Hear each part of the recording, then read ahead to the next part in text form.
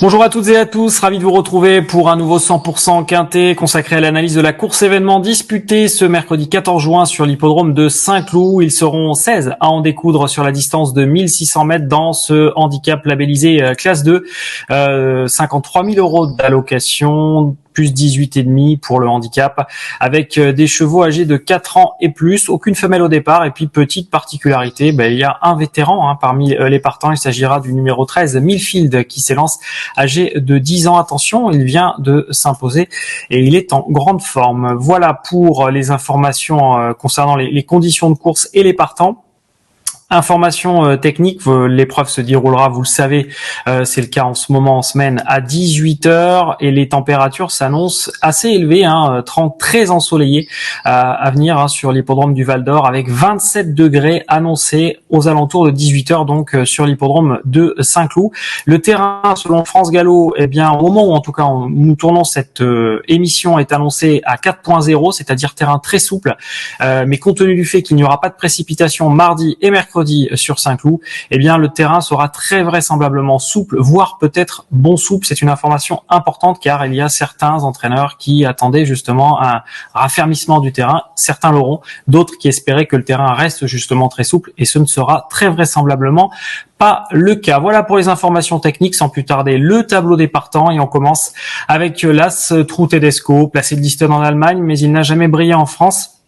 C'est son premier quintet, avant le coup, il y a mieux. Le numéro 2, Antaris, de course dans les jambes, et sur d'anciennes valeurs, on ne peut pas l'écarter, mais il nous a pas véritablement plu la dernière fois.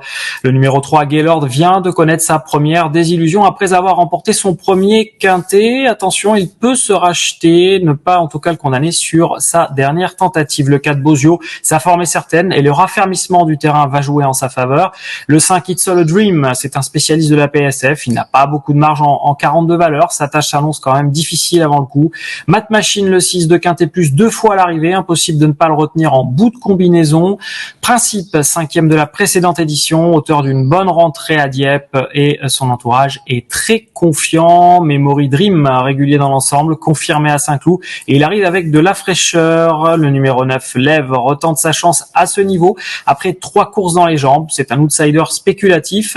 Le 10, Sitcho Boy, participe à son 18e événement, c'est une valeur sûre à ce niveau, vous l'aurez compris, on va le garder, tout comme le numéro 11, French Comte, en baisse continue sur l'échelle des valeurs, à l'inverse de sa forme qui, elle, est ascendante. Le numéro 12, Simon's King, hormis un accessite à réclamer, il n'a pu se distinguer récemment, c'est une chance secondaire. Le 13 Millfield, on en a parlé en amont, vient de renouer avec la victoire, donc à 10 ans. David Smaga y croit, attention à lui.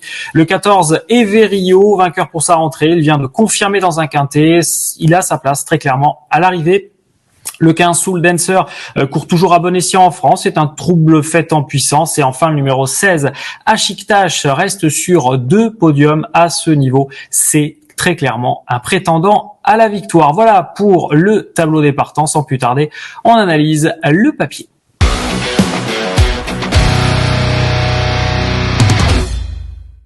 Et on passe au papier, et en tête de ce papier, qui nous retrouvons-nous? Nous allons retrouver le numéro 11, French Comte, en qui nous croyons beaucoup. French Comte que l'on va revoir lors de sa dernière tentative, c'était le 28 mai dernier sur l'hippodrome de Saint-Cloud. C'était sur un peu plus court, sur 1400 mètres, dans une classe 1, le grand handicap de Saint-Cloud. Et French Comte, avait patienté en embuscade derrière le groupe de tête avant d'accélérer à 200 mètres du but. Il avait un peu tardé à trouver son action, et puis il avait vraiment bien sprinté, vous le voyez sur ces images, faisant même un court instant illusion pour la victoire, même s'il n'avait pu endiguer la belle fin de course de Monarchique, et il échouait finalement derrière pour la 2e place aux dépens d'Ozan, une course dans laquelle d'ailleurs courait Antaris, dont on a parlé dans la présentation des partants. French Comte a de nombreux atouts dans son jeu. Il est en plus en réussite, et vous le voyez en fiche sur l'hippodrome du Val d'Or. Il a couru à 2 reprises et il a toujours terminé dans les 3 premiers. French Comte sera donc, vous l'avez compris, notre favori, qui, pour lui contester la victoire, pourquoi pas ce numéro 16, Ashiktash. D'ailleurs, Ashiktash sera sur de très nombreux tickets. Il ne serait pas surprenant d'ailleurs de le voir en tête, de très nombreux tickets. On va le revoir lors de sa dernière tentative. C'était le 18 mai dernier à Paris-Longchamp dans un quintet plus, une classe 2 sur 1600 mètres. Le prix des 15-20, c'est une véritable course référence. On la reverra à plusieurs reprises cette course puisqu'il y a de nombreux concurrents dont on va reparler. Eh bien, Ashiktash s'était admirablement défendu puisqu'il allait obtenir une belle 3e place. Ashiktash qui allait terminer juste derrière Chicho Boy, dont on reparlera dans quelques instants, et qui allait notamment devancer Everio ou encore Simon King et Gaylord, qui avaient longtemps assumé le poids de l'épreuve. Ashiktash dépend d'un entourage en forme, d'un entraînement en forme, celui de Francis-Henri Graffard. Et puis Ashiktash, a pour lui en tout cas sa forme du moment. Il reste sur 2 très bonnes tentatives. On va le voir d'ailleurs en fiche dans les quintés plus. Il a couru à 4 reprises et il a 2 accessites à son actif. C'était lors d'ailleurs de ses 2 dernières tentatives. Jugé sur ses dernières performances, il est clair et net que le partenaire de Mikel Barzalona doit jouer un tout premier rôle dans ce tiercé écarté quintet plus.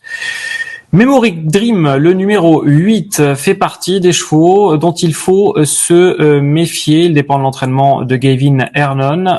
Il reste sur une 5e place, c'était sur l'hippodrome de Lyon-Paris. On va le revoir lors de son avant-dernière sortie. C'était dans un quintet plus le 18 mars dernier à Saint-Cloud dans le prix Teddy où il allait se classer 4e.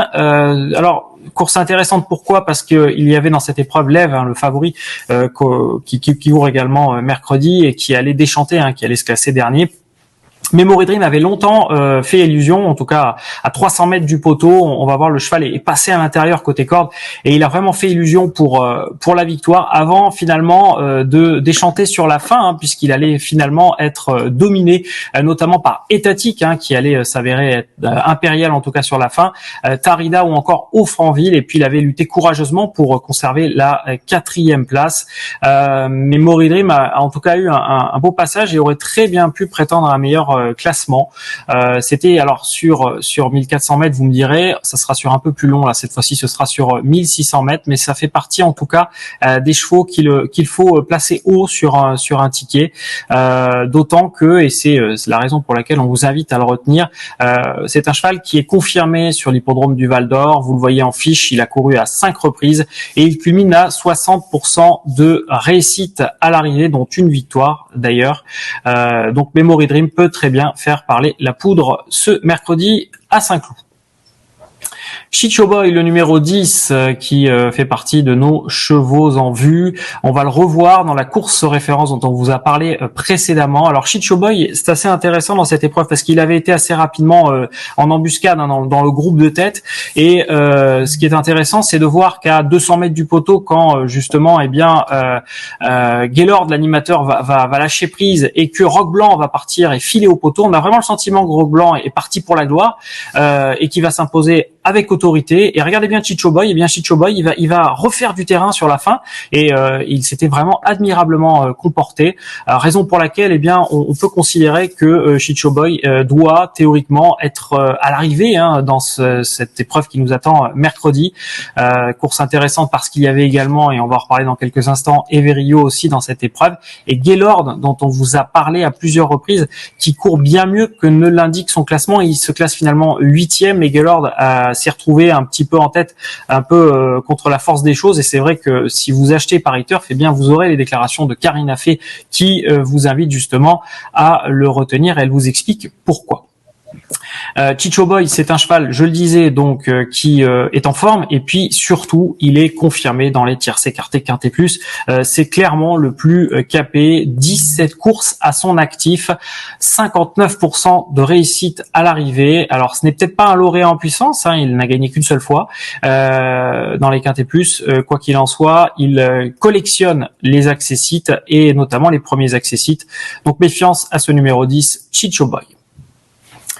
Et puis je le disais, Everio, on va revoir cette course référence, car Everio, c'était clairement la note de ce tiercé écarté quintet plus, le prix des des 15-20 qui s'est disputé donc le 18 mai dernier. On a parlé de Chicho Boy qui terminait deuxième, on a parlé d'Ashiktash qui allait se classer troisième avec sa casaque blanche et toque bleue, et puis on a notamment Everio avec sa casaque blanche et ses rayures mauves qui allait justement terminer fort. Il est au centre de la piste, et puis il va réussir à retrouver l'ouverture à 150 mètres du but, et il ne va cesser de combler du terrain. Il va terminer en trombe pour arracher la 5e place. Everio précédemment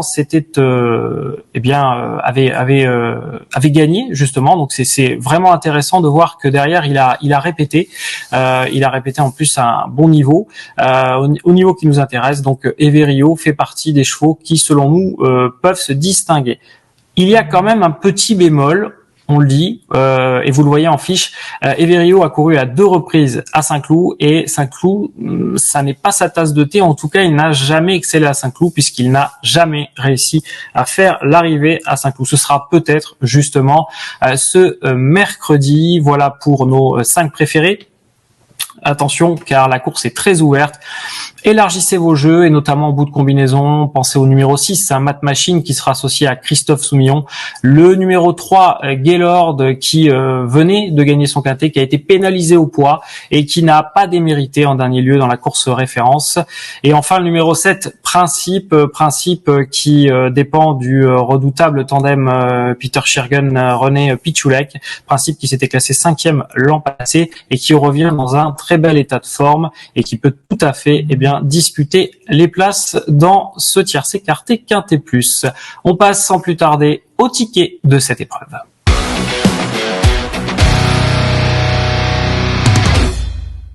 Alors, qui avons-nous placé en tête de notre sélection? Le numéro 11, French Contora, notre préférence, même si ça s'annonce serré pour la victoire, avec le numéro 16, Ashiktash, qui a un petit peu toutes les planètes d'alignées ce coup-ci, et qui peut tout à fait prétendre à la première marche du podium. Le numéro 8, Memory Dream, Georgier, sur ce qu'il a fait de mieux, il peut tout à fait ambitionner un podium. Le numéro 10, Chicho Boy, on en a beaucoup parlé. Il a réalisé une très belle fin de course, et c'est un cheval qui est rompu aux joutes des quintés plus. Et enfin, le numéro 14, Everio. On a beaucoup aimé sa belle fin de course dans la course référence, malgré le fait qu'au Val d'Or, ça se soit, jusqu'à présent en tout cas, pas bien passé pour lui. Voilà pour notre ticket en 5 chevaux. Un conseil de jeu dans cette réunion. Il s'agira de la 3e épreuve, le prix Nubienne. On a hâte de revoir en piste éclairée une protégée de Christophe Ferland qui défend les couleurs de l'écurie Verte et Mer. Elle sera associée, vous l'avez compris, à Maxime Guillon, et elle s'était imposée en force et surtout avec du style pour ses débuts sur l'hippodrome de la Côte d'Azur. C'est une rentrée, mais elle devrait théoriquement jouer un très bon rôle dans cette épreuve, le prix Nubienne, donc le numéro 7, le 307 éclairé. Voilà pour notre conseil de jeu. Merci de nous avoir suivis. On vous donne rendez-vous pour de nouveaux 100% quintés, bien entendu. Et puis si vous ne l'avez pas encore fait, pensez à vous abonner à la chaîne Paris Turf TV. À très bientôt. Merci à vous d'avoir suivi cette vidéo. Alors pour vous abonner à notre chaîne YouTube, c'est ici. Et pour suivre encore plus de vidéos Paris Turf, c'est de ce côté.